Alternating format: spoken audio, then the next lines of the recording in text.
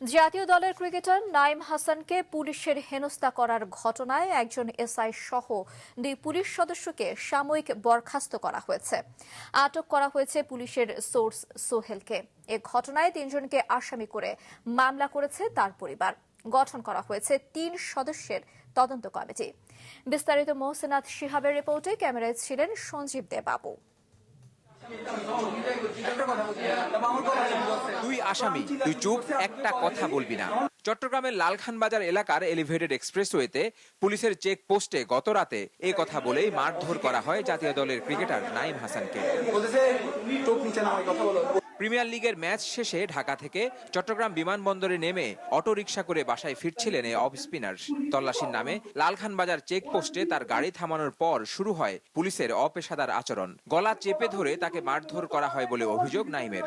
জোর করে তুলে নিয়ে যাওয়া হয় খুলশী থানায়। পরে স্বজনরা গিয়ে তাকে উদ্ধার করে। ভোরে হাসপাতালে প্রাথমিক চিকিৎসা শেষে বাসায় ফেরেন নাইম।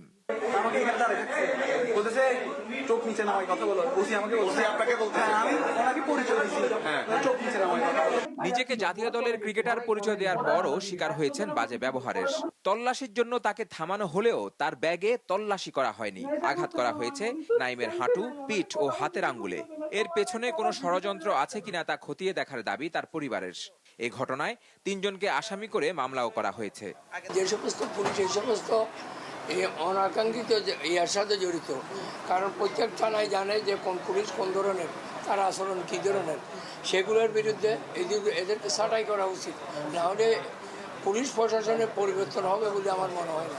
এটা যদি না অ্যাকশন না হয় তাহলে আমরা কি ওদেরকে ছেড়ে দেবো নাকি? আমরা মামলা করছি না, মামলা কোর্টের মধ্যে মামলাগুলো পাঠাইছি কিনা আমরা দেখবো না?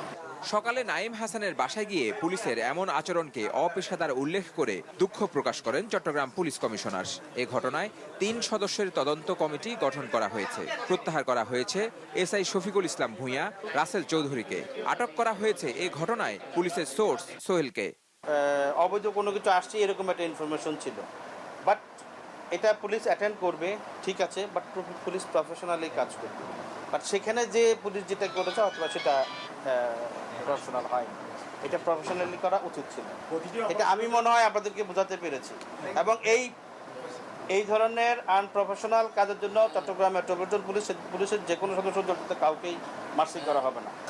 এর আগেও গেল বছরের 12ই অক্টোবর খুলশী থানায় পুলিশের হামলার শিকার হন 2 সাংবাদিক। নাইমের এমন ঘটনার উপযুক্ত শাস্তি চেয়েছেন জাতীয় দলের ক্রিকেটার মুশফিকুর রহিম, লিটন দাস সহ অন্যরা। বাংলাদেশ ক্রিকেট বোর্ড নাইমের পাশে আছে বলে এক বিজ্ঞপ্তিতে জানিয়েছে। মোহসেনাত শিহাব, মাছরাঙা সংবাদ, চট্টগ্রাম।